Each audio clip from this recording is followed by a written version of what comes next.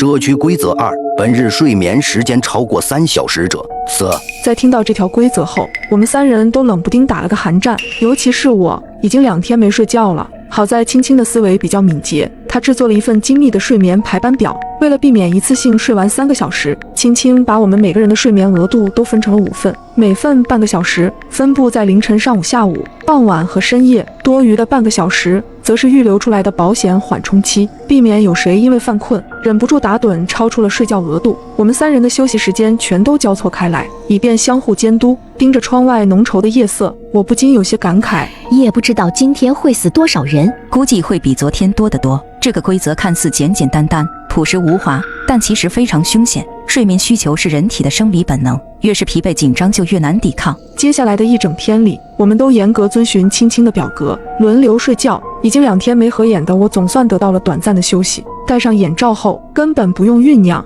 我便迅速睡去。只可惜，这样舒服的睡眠只能持续半个小时。临近时间节点时，我被小美和青青疯狂摇动，从睡梦中挣扎起来，喝了杯咖啡振作精神。等到上午9点时，才终于迎来第2次睡觉机会。如此反复，随着时间流逝，小区里惨叫声此起彼伏，想必都是因触犯规则而死去的人。在紧张忧虑里熬过24个小时后，总算等到了午夜钟鸣第3次出现。社区规则3：本日看到阳光者，色。请注意，2日规则后，社区存活397人。第3天的核心是阳光。听到这里，我终于松了口气。这次的规则总算不涉及睡眠和休息了。现在是0点整，最近我们这里日出的时间大概是6点50，咱们在6点之前把门窗全部封死，应该就不会出事了吧？小美点了点头。之后的一整天，我们想睡多久都没事了。随后我们分头行动，将每一扇门窗全部都贴上了黑色胶带，为了避免漏光，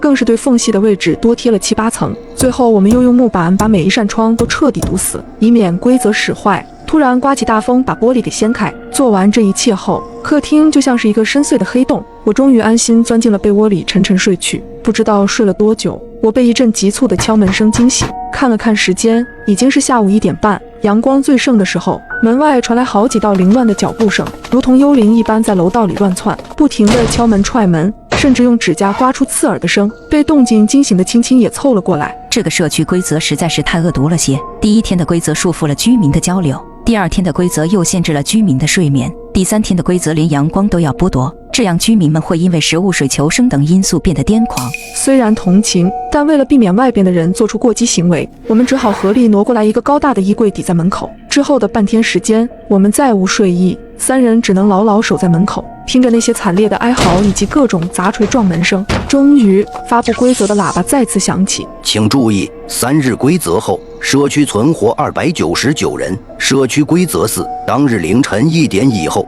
凡是在镜面中看到自己的人，色。这个规则和第3条类似，需要把所有能够映照人像的东西全都封起来。不过只有1个小时的准备时间，大块的玻璃窗本就处于隔离状态，不用再管。我们将电视机屏幕、冰箱表面密密麻麻缠满了胶带，同样也包括手机、电脑这些电子产品。做完这些之后，整间屋子都陷入了彻底的沉寂，我们3个的话语也越来越少，甚至不敢对视。这样的麻木持续了24个小时，直到午夜钟声重新响起。请注意，4日规则后，社区存活262人。社区规则5：当日至少跨过2万级台阶，违者死。听到这条规则时，我的第一反应并不是条件有多么严苛，而是感慨终于不用困在窒息的黑暗里了。没有等到天亮，我们便直接走出了屋子。可刚打开房门，一股腥臭的气味就涌到了眼前。